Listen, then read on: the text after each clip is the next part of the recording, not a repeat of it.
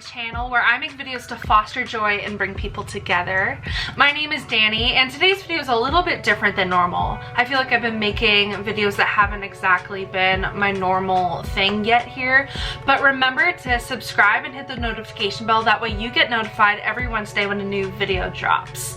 And make sure also to like and comment so that we can interact and I can know more about what you would like to see here on this channel. So like I said, today's video is a little bit different. It's actually going to be a recording of a podcast that I was invited to be on. The podcast is called Kingdom Come. It looks like this, and I'm gonna drop it in there.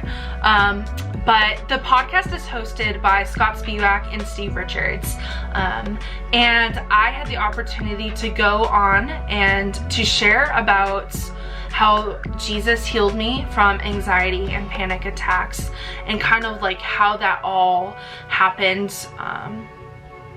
My anxiety is one of the main reasons that I took a huge break from this channel, and in the next few weeks is gonna be a video on more about that and why I decided to take a break. But I just wanted to share my testimony because the Lord did a lot over the past few months, over the past year, and I know that I need to hear how the Lord is working in other lives to allow him to work more into my life. And so that's why I just wanted to share this podcast. So guys, I just want to thank you for clicking on this video, for giving it a listen. In the next 50 minutes is the podcast. So in the next 50 minutes, I'm going to be sharing my story. Once again, I encourage you to check out the Kingdom Come podcast hosted by Scott and Steve. And make sure that you give their podcast a listen as well. You can find it on Apple Podcasts, online, things as such. And once again, thanks for watching. Hey, it's Kingdom Come, and we have a special story for you today. We're honored to have Dani in studio from Derry, New Hampshire. I want to thank her for coming in. She drove about an hour to get here. People are listening from everywhere. About 112 U.S. cities. So we know you're out there. We can't see you, but we're thankful that you listen to Kingdom Come. The show is all about kingdom realities, heaven coming to earth, and us walking out those realities. And today's episode is the story of Dani. So I got my co-host Steve here, of course, my sidekick, my friend. Thanks, Steve, for jumping in again this morning. You know, it's always great to be here, and I love doing these episodes, Dani, and thank you for coming in, because this is really, it's life-changing. It's life-changing. You know, at one point, we've had a number of people come in and share their testimony. Jordan, my son, was one of them, and still to this day, you know, I had a high school friend reach out I hadn't talked to in decades on the West Coast that had listened to the podcast, and you know, his son was dealing with almost identical things. And so you know, it really you'll be surprised at how, you know, the Lord will use your story and your testimony to help so many other people. But it is a brave thing. Come and share. But as Scott said, you know, before the podcast, you know, it is a biblical thing, right? The word of our testimony. There's power in our testimony. So thank you for being here. Yeah, and the reason we do this, everybody listening, is we want you to know heaven's realities are real. This isn't, you know, something we fake. I mean, this story is riveting. Or something you just read in a book, right? Right. We mentally assent to these stories in the book of Acts or elsewhere, and when they become real, all of a sudden something pivots in our mind. We go from mental assent, faith, to believing. Yeah. And all of a sudden it triggers hope. And who in the world doesn't need hope right now? Yeah. Hello. Yeah. My gosh. You know, all of the world basically needs hope right now. So, That's right. So Dani, if you could just introduce yourself, tell us your name. I don't know your last name. My name is Dani Cool. It's spelled Kuhl, Oh my though. gosh. So it's not COL. Dani is like this amazing personality. It's hard to describe, but the first time so our little bit of a story is she came to my daughter's young adult group called The Collective, and we've had Alicia and Bailey on. You can check out that story. But when she came in, she was just like effervescently like lit up, and you could tell there was a relationship with Jesus there. And so that's how we met. And we're going to talk about the whole story. So tell us, let's dive in. Yeah. And talk about who Dani is and how we got here. Yeah. So, as you said, my name is Dani. I'm 22. I was raised in Hampstead, New Hampshire. Went to school in Derry. So I was just go for it. Okay. So I was adopted like a few days after I was born. And being adopted is just like, I think for anyone, no matter what their situation is, it changes your life. Even if you're going into like a great situation and coming out of a bad situation, or, whatever your circumstances, I think that it leaves like some marks on your life and some questions. And so growing up, I always kind of dealt with those questions of like, why wasn't I good enough? Why wasn't I loved enough to be kept by my original family? All those identity questions. Yeah, those were Wow. huge. Just like and like really like put some mark on you of like, am I worthy enough? Am I loved enough? I remember my wife saying something to you, and it's coming to my mind. I remember her saying to you right after we prayed, her saying, "Thank God your mom chose life for you." Yeah. And so if anyone's listening who's having identity issues, thank God you have life. Yeah. That's a good place to start. Yeah. So keep going. I just want to interject that. Yeah. So So you're in the foster system, you get adopted, you're in a family. yeah, so I was adopted like right out of the hospital. Praise the Lord. So I never went through the foster system. I have a brother who was, so he went through that, but I was adopted right out of the hospital. And I grew up in I would say like a pretty normal family. Like it was just my mom, my dad, my brother. We grew up going to church.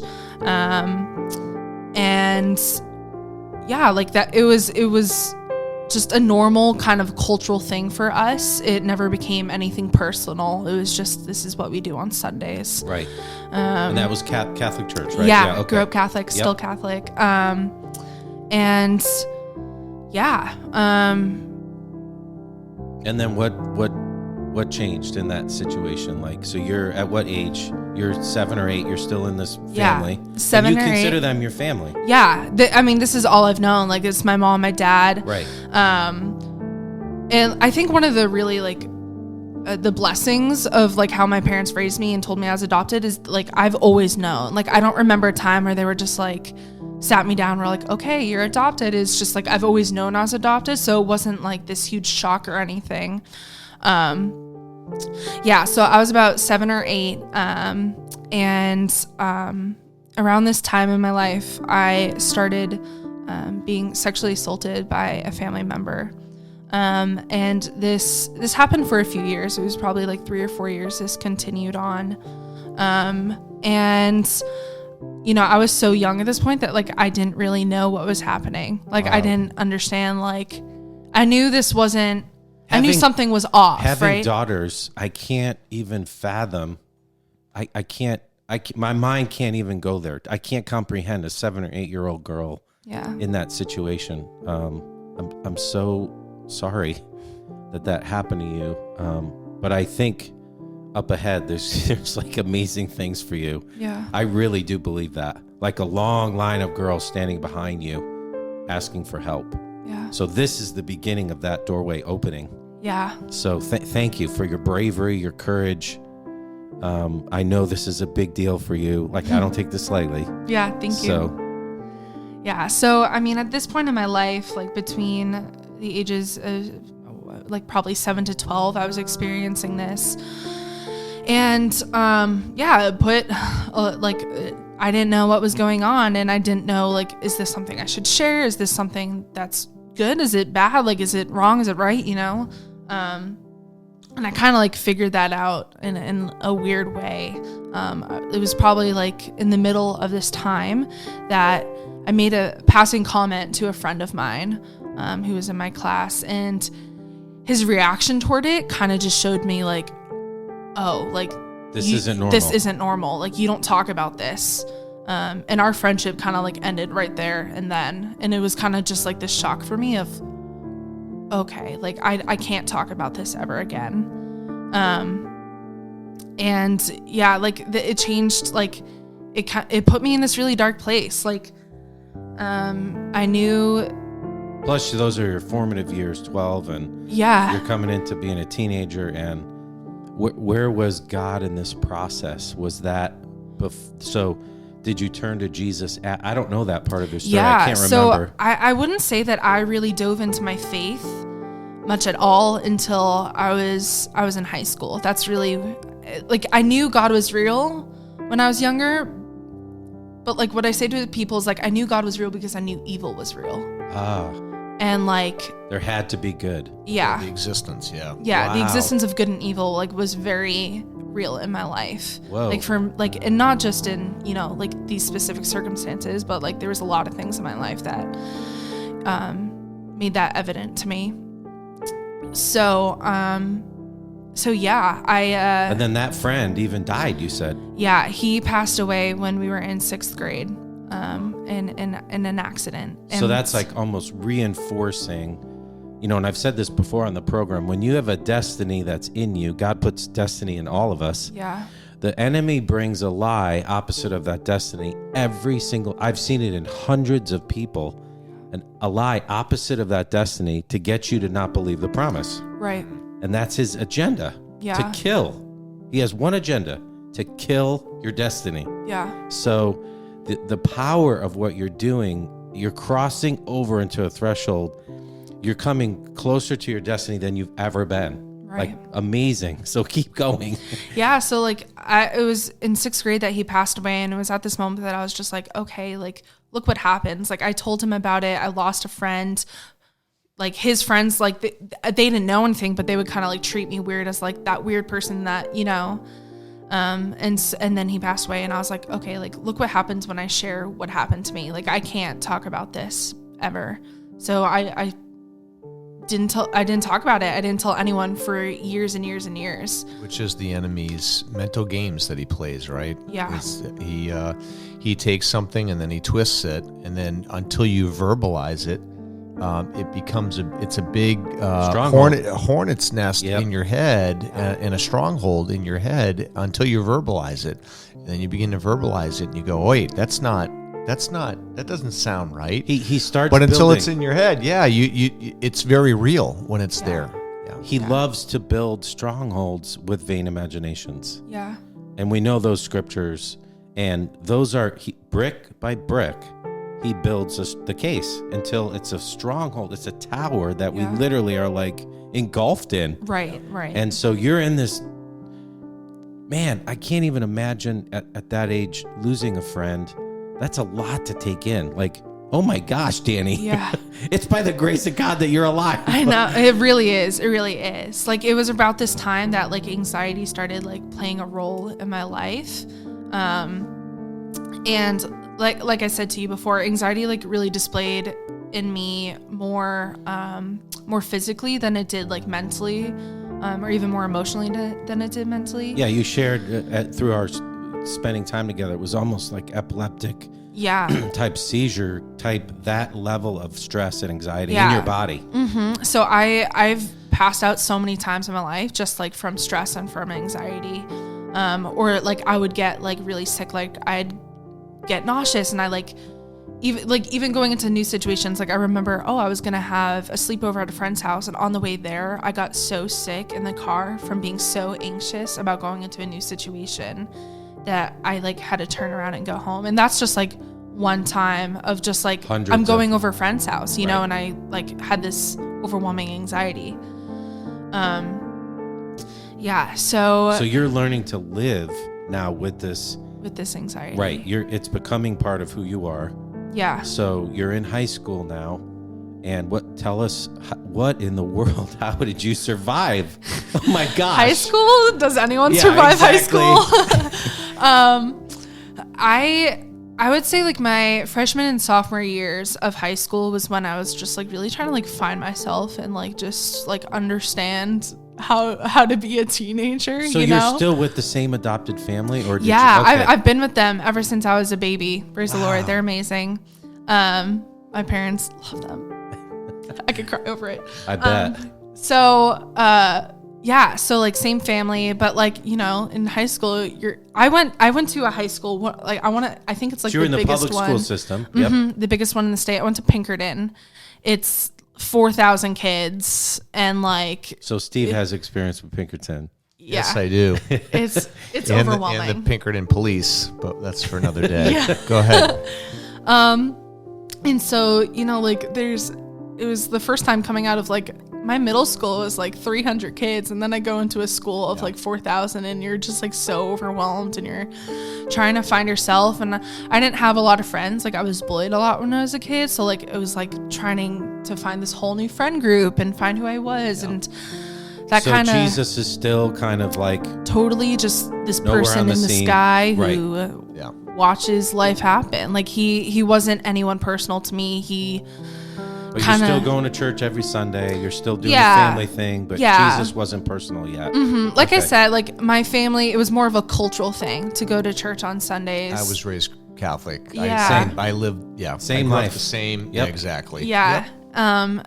So yeah, and I think it was about like my sophomore and junior year that anxiety really started to amp up. Like I'd be in school and I would start having these panic attacks in class, and I'd have to like leave class and just like go to the bathroom and just like try to calm myself down in like the middle of the school day. Whoa. And I was getting to like this really dark moment of my life. Like in high school, I was, you know, like while you're trying to shove down your anxiety, I was getting pretty depressed, and I was self-harming to try to like release whatever was The pain inside of me. right? And so it was my sophomore junior year that my best friend Alyssa, we've been friends since we were 3. She's like such a godsend to my life. She would always come onto the bus like on Monday mornings and just be talking with her friends about like, oh yeah, like youth group was last night and we had so much fun. There's music and there's food. And I'd always be like, food, music, like, you know, like that sounds fun, hanging out with your friends. And so I was just like, can I come? This sounds fun. Like, you know, like I wanted community. Right. I didn't know what community was, but like there was that like internal crave for something within me. Right. Acceptance, belonging, safety. Yeah. Right. And you know, like I was getting to a point in my life where I was just like, look what, like, where do I belong? Like my original family didn't want me. Like I was adopted, they didn't want me. And then I come into this new family and I'm not treated with love and respect there the way that I needed to be. And so I was just like, where do I belong? Why am I here? You know? And so like she started inviting me to go to her youth groups, and it was at this church, like going to the youth groups, that I really started to know about Jesus and like what a personal relationship with Jesus is. And it was like the first time in my life that like I really like actually started praying, not just like sending up like some Right. like Smoke I need signals. your help, Lord. Like, Right. you know, like it was just like I can like bring like my heart to him and he can hold it and he can, you know. So it was about like this time in junior year when That's awesome. yeah, like I started like actually having a relationship with the Lord and craving more of it and craving more and more. And it was also around this time that like, because of course I'm coming close to Jesus, and so the evil one's gonna fight it more. So I was like, at the same time, I was like really battling like depression and anxiety. And I remember like one day, like I was doing a job with a friend of mine. His name is David, and we were shoveling snow off of roofs. It Oh was my like gosh. a day in February. That's New Hampshire, people. If Yeah. you're from the West Coast, you can't understand what we deal with. But when And- you get 2 feet oh, of snow, you have gosh. to shovel your roof, which I It's don't true. advise. Because you can fall, and that happened to me. Yeah, we were like 16, 17 years old, and we're like, we need the money, so like let's go do this. And like That is hysterical. like I don't like heights and I don't like the cold. So like the first time I don't know why I was there. No, a slippery roof, but whatever. I It's okay. saw a guy like chucking this huge thing. I'm like, what is this guy? He's like, so I went over there. I was like, dude, what are you doing? He's like, it's a roof rake, you idiot. I was like, what? What's a roof rake? Yeah. So like I don't know why I was there. I mean, like the only reason I know why is because the Lord put me there, because I don't like heights, I don't like the cold, and yet here I was shoveling snow off of like some cabins in New Hampshire. And it was this day that I also was like at my lowest point, like emotionally and mentally, and suicide was like in the back of my head. So I was talking with my friend David, and suddenly out of nowhere, we're just talking about life, you know, like talking about our lives, and he suddenly brings up that he was sexually assaulted when he was little. Whoa. And I was just like, On the roof? on this roof. Whoa. In the middle of February. That's totally Jesus. Yeah. And I was oh gosh, I was so taken back. I was like, why are you saying this out loud? Like, you shouldn't talk about this. Like, it was almost like I was almost like, do you know what's going to happen? Yeah. Inside, yeah. And he just like started sharing his story. I mean, he's a pastor's kid, so he's like as open as any book, you know, but he finished his story and was just like looking at me, and I was like, oh, like me too. Like it just like fell out of my mouth, like, oh, I went through that too. And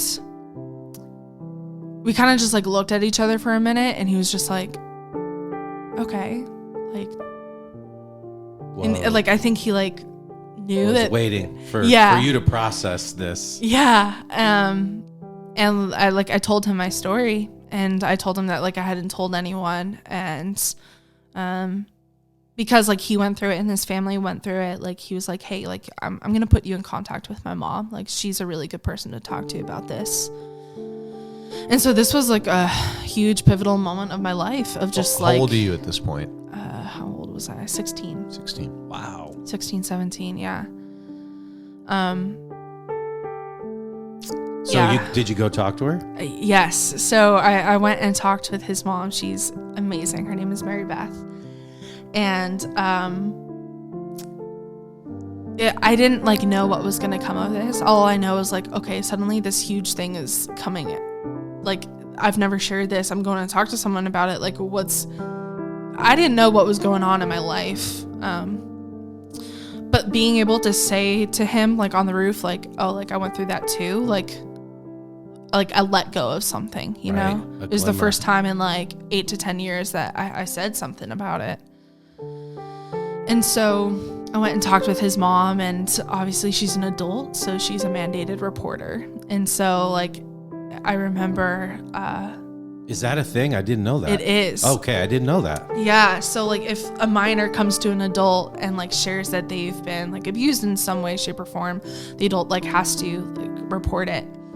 And so like I didn't know this, but then like at the end of our meeting, she's like, I need to let you know that this needs to happen. Like I'm mandated, like I could get in trouble for this if I don't. And I was just like, oh, like I didn't know that this was gonna be this big.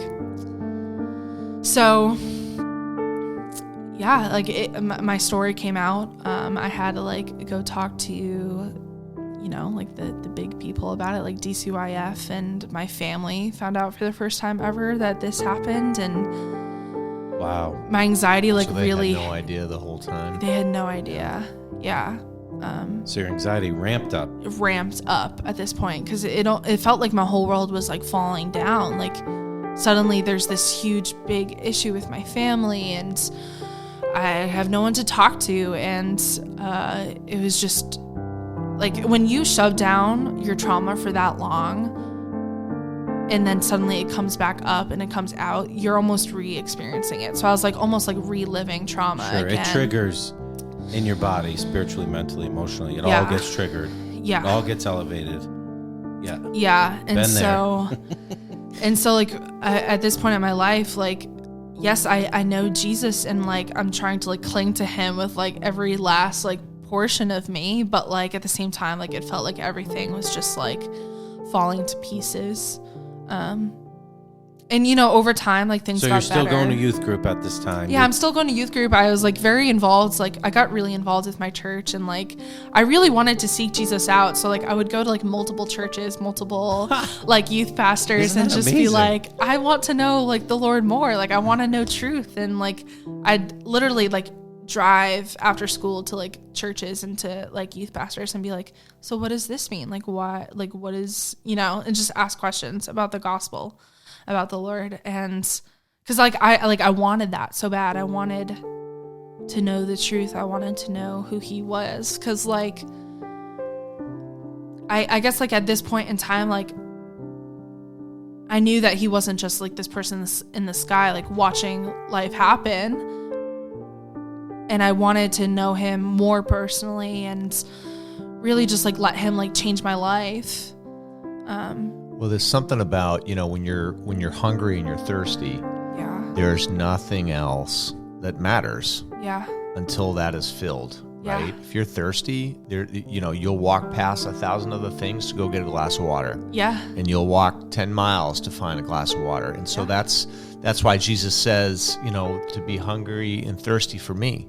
And so here you are, hungering and thirsting for the Lord. Yeah. And you're finding him in this process. That's so am. this bomb goes off. You're like, you know, you're now like empty glasses of water, double fisted. You know? How do I get to the water? Yeah. And so like I just like dove head first. I just was like, I need this. This is the only way I'm going to be able to like hold on, you know?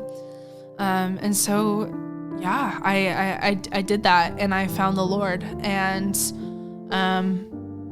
if I didn't find the Lord, I would be in a very different place. Like I can see how that would have played out in my life. Like the statistics of people who are adopted and who go through sexual assault, like most of them end up with drug and alcohol problems, or like sell themselves on the street, or, you know, just like end up homeless. Like right. I know the statistics of where I should have been. So you meet Jesus. Mm-hmm. What happens with the bomb that went off? Like, so, but you're still struggling with, Mm-hmm. you know, panic and anxiety and. Yeah. So I would say my panic and anxiety started to slow down at the end of my senior year. At that point in time, I was like pretty strong in my faith. Like I had found truth, and I was like moving forward with my life. I decided that I wanted to do mission. So like I did 3 years of mission out of high school.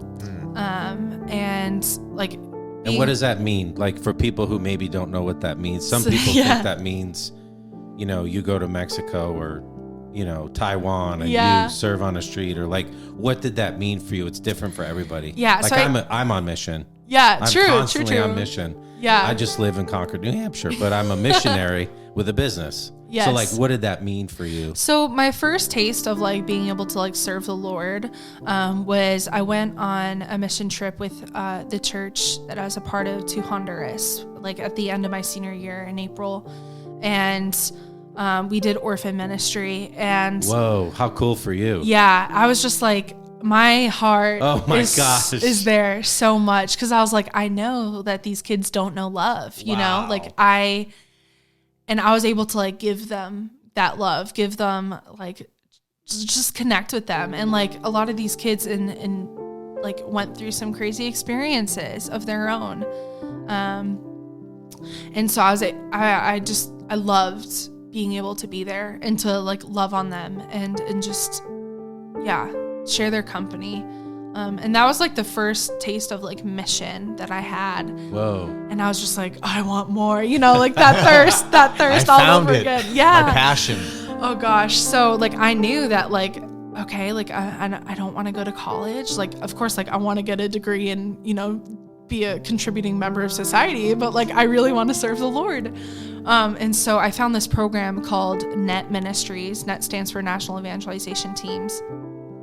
And what we do is we travel the country putting on retreats, putting on retreats for youth. We go to schools, we go to parishes, churches, like, and just share the gospel, share testimony, share. We do like skits and dramas and, just like Love it. give them an experience of the Lord. Yeah. We pray with them, like all those things. And it was in this program, I did 1 year out of high school, went to college, and then 2 more years with them. But this program formed me in my faith so much. Like this was where I had experiences of the Holy Spirit, of like deeper prayer, of like I knew like it's through this program that I know that like no matter what happens in my life, like I'm not going to walk away from the Lord. Like I'm that rooted that like I know nothing can happen. And so I love that. Yeah. I love that. Yeah. And Dani. at this point in my life, like I was finding like my identity, and that's as a child of God, like I like I'm adopted, and there's all those questions that like come with that. But like really it was just like learning like my first citizenship is in heaven, like my first identity is as a daughter of God. And this is when anxiety was like really low in my life. Like I really wasn't experiencing it that much. And like, flare-ups here and there, but nothing too crazy. Dani, if I could just jump in here for a second. I love what you just said, because I was just reading it this morning in Matthew 7, right? Jesus said, the man, the woman that builds their house on the rock, the winds will come, the storms will come, the waves will come, and that house will stand, right? The person that hears and does and comes and joins themselves to Jesus. And that's actually the wording of the Passion Translation, right? And they say, well, geez, we prophesied in your name and we healed people in your name. And Jesus says, well, you never joined yourself to me. And so that's what I hear you talking about, right? When you talk about that foundation, you're talking about you made a decision during that time in your life to build your life on Jesus, the rock, the foundation. And so although you're going to experience the storms of life, you're still going to stand. Yeah. Where others, and you talked about them, right? You could have easily had a completely shipwrecked life. Yeah. And so I just wanted to take a minute for those that are listening, right? That are listening to your story going, well, what's so special about Dani? And we're gonna hear about some of this freedom here in a second. Well, that's what's special about Dani, is she went through traumatic experiences for many years, but she came to a point in her life where she made the decision for herself, how am I going to live? And she chose to live joined to Jesus and having him be her foundation. And she went all in. She moved all of her chips in on Jesus. And here she is today, a completely free person. And I just wanted to, really for the listeners, you already knew this, Dani, but really for the listeners, those listening trying to locate, as they listen to this podcast, trying to locate themselves, where am I? And yeah, maybe you've been raised in the Christian circles, and yeah, we all were. All three of us standing here or sitting here, we were all raised Catholic. And maybe you're raised, in a Pentecostal house or in a whatever house where you've been around the Christian thing. But you as a person, there comes a point in time where you have to make the decision for yourself. Am I going to join myself to Jesus and build my life on him? Yeah, you have to choose it. The reason I was excited for you to come on is, we shared this a little bit before the program, but so many droves and droves of people are battling anxiety, stress, panic attacks, depression. Those 4 and suicide, those 5, especially in young adults right now, I would say are rampant. Yes. And so your testimony is amazing. So you come off of these missions trips, and you're like probably like the rest of us who have done those things, like just soaring, like oh my gosh, yes, ready to conquer the world. Yeah, I mean, you really feel like you can do anything after you do those things, It was such an amazing experience, like doing those things. So part of what I'm after with this podcast is to bring those experiences into our everyday life. Yeah. So we don't have to separate ministry anymore from encountering Jesus right now. Right. We don't have to separate Holy Spirit from Sunday morning to Tuesday morning. The laundromat. It's the office, the parking lot, the Yeah. coffee shop. And we've talked the about living these room. things, and so the other reason I really wanted you on was because your story is it's so rampant, and it's possible that we could help thousands of people with the same issue. Yeah. So you come off this trip.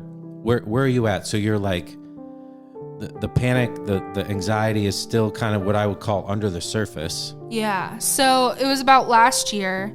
I was doing my final year on mission, but I wasn't traveling. I was working as a supervisor for NET, which means like I can stay. I live in a house in a community with women, and That's so cool. I didn't know you did that. it's amazing. Like we get up in the morning and we pray together, and So it's then- very similar to Circuit Riders or YWAM or the programs yeah. my daughters have been through. Yes. So, okay. Yeah. Now I see the connect. Yeah, it's very similar. And so like I was living in this community, but then Where was that located? West St. Paul, Minnesota. Wow. Yeah, Pronounce Minnesota. Minnesota. Don't you Oh, know? yeah. You So played a good. hockey in Minnesota. Yes, I had such a hard Minnesotan accent when I left. I got here and I was like, Dad, when are we gonna go on the boat? Like, The bag. in the Get your yes, bag. get your bag. Yeah. Love Minnesota. Like all my friends are still out there. Like I love Minnesota so much. Like that's where I really found my community. I hope to go back one day, but right now the Lord has me here. I'm glad you're here. Yeah. Me too. So yeah, it was So about last year. You moved back out of that environment to New Hampshire. Like, what brought you back here? So- your family. What I was going through, my anxiety. So like it really started in my last year of doing mission. Obviously like COVID hit in the middle of it, which changed so much. But at the beginning of last year, I realized that like I really wanted to take my healing from sexual assault like head on. Like, yes, I'd healed in many, many ways, and I'd gone through a lot of forgiveness of for that person and for that situation. But I really wanted to just like work it over with someone who is like trained to do so, you know, which is important, so important. And so obviously working through this amps up anxiety in your life. And so I started experiencing it a little bit more, like some more panic attacks, and, you know, like the physical side of it came in more. And then obviously COVID hit, which changes the situation. Like we had to shut down our ministry, and,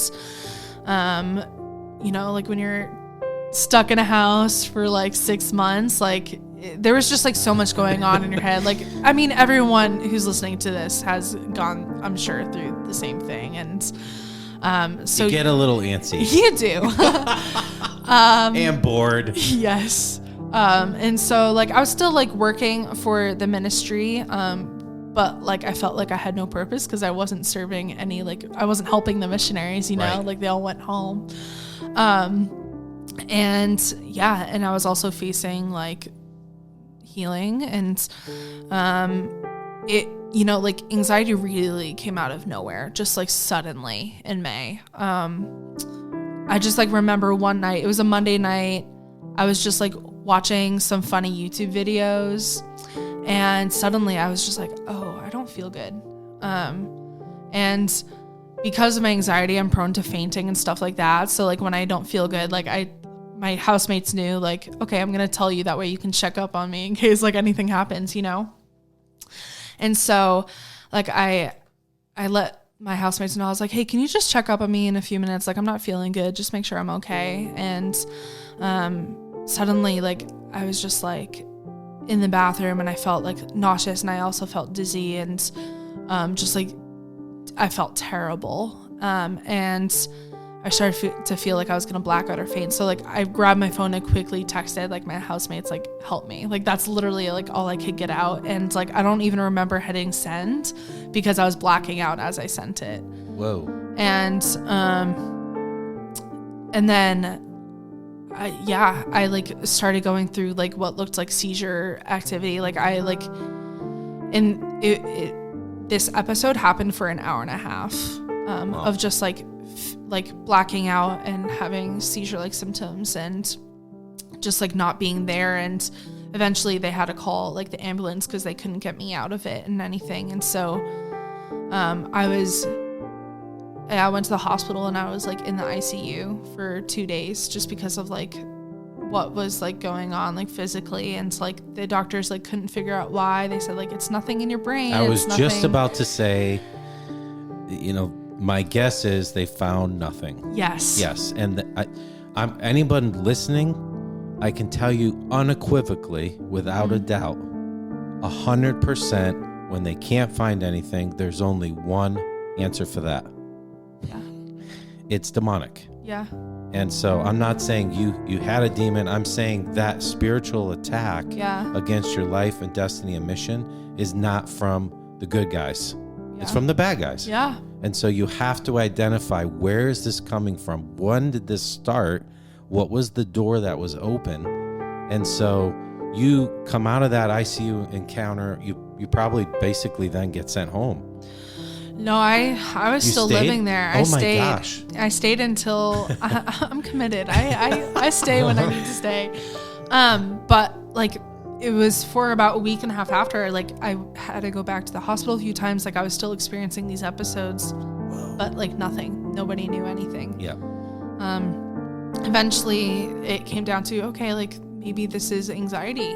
And so like I started getting put on anxiety medication, which helped, for sure. But like, cause it helped in the way that like my symptoms weren't as severe. Like I wasn't having seizure activity anymore, but like I would still go into this panic and start to not feel good and things like that. And it was getting to the end of my time with my ministry, and I was just like, I couldn't do. I was like very debilitated by this anxiety. Like I couldn't drive. Like I was just like, because if I ever started to feel good, like I was anxious about having anxiety. Like it was almost like this terrible circle Domino effect of like, if I start to feel crippling, sick and then I'm crippling. gonna pass out and then I'm gonna have the seizure, and no one's like, it was just it was terrible. It had taken over at this point. Yeah, it like completely controlled my life. Like I couldn't go out, I couldn't drive, I couldn't hang out with friends. Like if I wanted to go out and have a good night with friends, like one night we were at a bonfire, and I'm an extrovert, I'm a social person, I love hanging out with people, but I had to leave early because like I left like 20 minutes into being there because my anxiety got so bad. And so it was about this time that I realized like, okay, like I need to go home. Like my plan was to live in Minnesota and to like live out there with my friends and everything, but like it just got to a point where like I couldn't care for myself. I didn't know if I was going to be able to like get over it or drive or just like hold a job, like I had no idea. And so you get home, and what time frame was that about? In June or July? Yeah, so I moved home. My mom flew out and drove back with me. Wow. At the end of June. So I got home like end of June, early July. So that was right around when we started the collective outside at the farmhouse here in New Hampshire. Yeah. So how did you hear about the collective then? Like what? Yeah, so after a few weeks of being home, my friend Vanessa reached out to me because we did the same ministry. Excuse Love me. Vanessa. Love Vanessa. Vanessa, you're great. And she was just like, since I realized I had to move home, like I had been praying relentlessly for community and fellowship, because in my parish, I didn't find that. Like I didn't know how to get that. Like I didn't know there was this young adult community in New Hampshire. Like that was not possible in my eyes. Right. And so I was just like, Lord, like, please, like if I need to make the community, I will make it, but please, like I need community. And I was like, really just like at this point, like after moving home, I was just like really low in my faith. Like I would get up and pray because I knew that it was important for me, but I would just like sit there and just like, I wouldn't have words to speak. And I was like, almost like angry at my situation and like, angry, just like about like, yeah, like I almost had like no motivation to be in prayer and to be with Jesus. I would do it because like I knew it was important. Your discipline of the heart connect wasn't there though. Yeah.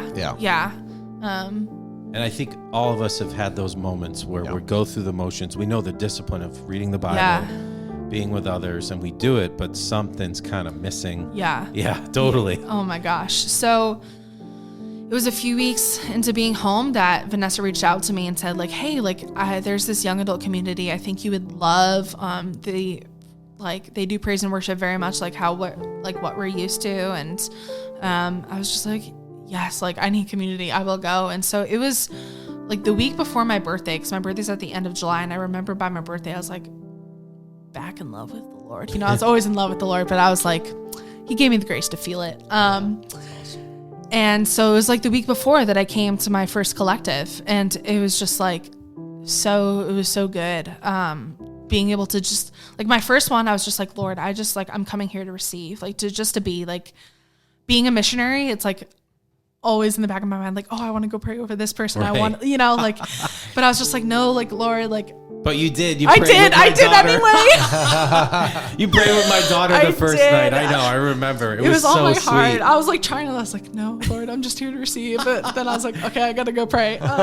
It was so cool. So you start coming, you start really connecting with the community. Yeah.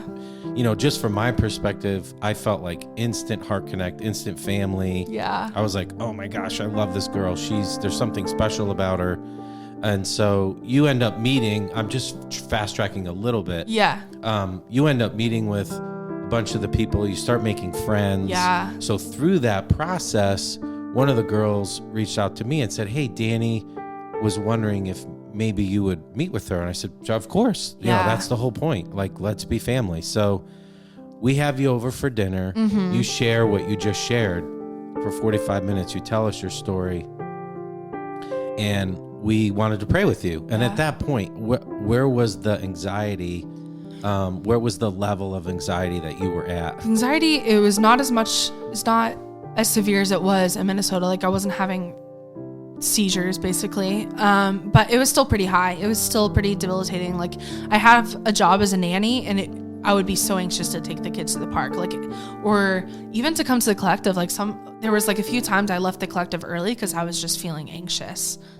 And like, I just like, and then it goes into that circle of if I'm feeling anxious, like it's going to get worse and worse, you know? So, it was still there. So we spent about, I don't know, 20 minutes together. Yeah. And we did a simple prayer. Yeah. And, you know, it was special. And I remember the night because we did this, you know, I have this process I love to take people through where I have them stand up and picture themselves at the cross. Yeah. And I've said this for years, and I won't digress into my little analogy, but taking people through the cross. Yeah. I'm convinced majority of American churches are still at the front of the cross. Yeah. And chronologically, when we take people through the cross, we're supposed to leave stuff there. Yeah. Because he's resurrected on the other side. It's an open tomb. Then there's Holy Spirit encounters. And so I laid that out for you very briefly, and then I have people on the count of 3 walk through the cross, and I remember doing that with you, and your shoulders popped back. That was the moment. And your countenance, everything pivoted about you. Yeah. And this, like, there was this countenance of, oh my God, something left. Yeah. No, it really did. Like I desired healing and freedom so much from anxiety. Like I remember I asked you to pray with me a couple times at Collective, and you know, like you wanted it so bad. I wanted it so bad. And like in those moments, like God gave me grace and peace. Like I felt that. But I just like, it still would come back. But it was in that moment of like, I felt it taking that step forward that I knew something was different, you know, like, and of course, like there was that worry, that lack of faith, that was just like, okay, like I've tried praying for it many times, like maybe it'll come back. But like, I changed my outlook as well. Like when I got home, like whenever I thought anxiety was starting to creep back into my life, like I would cast it out and I would claim that freedom and I would claim that healing. And when for months on end, I would be having these panic attacks and like anxiety was debilitating my life. Like since that moment of taking that step forward of claiming my freedom and healing from anxiety, like I've had no anxiety since. Like it's been a couple of months now. It's been a couple months, and like it hasn't been that long since I started having anxiety. You know, like I'm still like, not that I'm like surprised, but like, because the Lord is the Lord, and I've, but like, you're free. I'm free. Yeah. And it's like, that is all I've wanted for so long, is that freedom. And yeah, but my daughter went to dinner with Dani, like I would say maybe 6 weeks after that time at our home. And I hadn't talked to Dani. I just thought, well, whatever. I mean, I did what the Lord told me to do. And Alicia calls me the next day and she was like, Dad, so I saw Dani last night and I was like, oh my gosh, how is she? She said, well, she's making you cookies. And I was like, yay, I love cookies. Because it was approaching Christmas. And she was like, no, Dad, like Dani is completely free. Like she's completely different. Like something happened. Like she has not had. And I was like, what? Why didn't she tell me? Yeah. And I was so happy for you. And I'm thrilled that you got that level of freedom and that's what I wanted to have you on, is to let people know, because I know there's thousands battling this, that it's possible. Yeah. There is no anxiety in heaven. There's no anxiety there. There's not even a shadow of a flower that blooms. I want you to think about that. There's not even a dark shadow. There's so much light radiating, there's no shadows. So we know it's possible to be free from this. And I'm thankful that you shared your story, Dani, and that. So you're free. I'm free. And you have to fight for that. So what? Yeah. Physically, I know pathways in our brain, for those listening who are scientific, when those pathways start to change, what happens is the nervous system and the spirit man, there's muscle memory, just like an athlete. So, but now that you have this freedom, you can sense when that thing tries to rear up, and you can, vain imaginations, you can speak to them and say, no, not again. And you hold your ground. Mm-hmm. And it sounds like that's where you're at. Like your level of freedom hit maybe a peak, and you're standing on that. Yeah. That's called biblical life. Yeah. Yeah.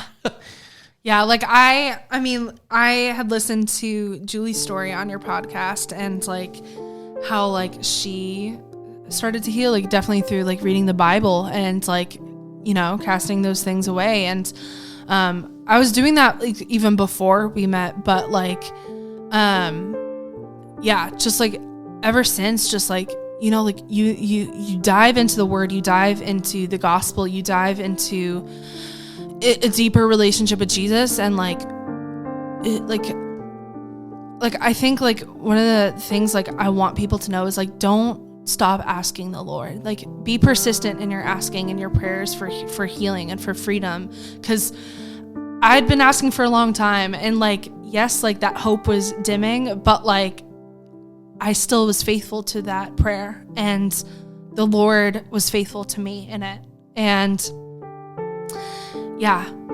and ever since, like maybe if like a few times, especially like right after, it was like more closer to then, that like I would feel it coming in, and I would just like, no, like Jesus, in your name, I claim freedom. Like by the power of your blood, like I have this freedom. That's very typical. Yeah. That residue, I call it residue. It's like when dirt settles at the bottom of the glass. When you go through one of those freedom prayers, the residue kicks up in the glass. And so you have to go through the process of just cleaning it out, running the water through another filter. A lot of it is in our minds. Yeah. And if we learn the new way of our pathways working, we rewrite those pathways. And all of a sudden, you just start to forget that you even had a problem. Yeah. And you start to go, well, oh yeah, years ago I battled that, but not anymore. Yeah. And you start to rewrite and rewire, and faith and hope get released, and they outweigh the bad. Yeah. And so I'm thrilled that you shared. And for those listening, it's possible. It's possible to get a level of freedom that you've never had, and heaven's realities can become real. And the Holy Spirit is a real person. We've talked about this on the show. And Dani, you can totally see it in your life, your countenance. So for those listening, tune in again for another show coming up on Kingdom Come, and we're going to check out. Thanks, guys. So guys, thank you so much for listening to the podcast. If you have any questions about my testimony, about how the Lord has worked in my life, about Christianity in general, maybe you are not familiar with Christianity or anything like that, feel free to shoot me a message, follow me on Instagram, any of those such things. That way we can connect and get to know each other more. I would love to know who my followers are, so that'd be awesome. So thank you guys so much for watching, and I'll catch you on the flip side. Bye.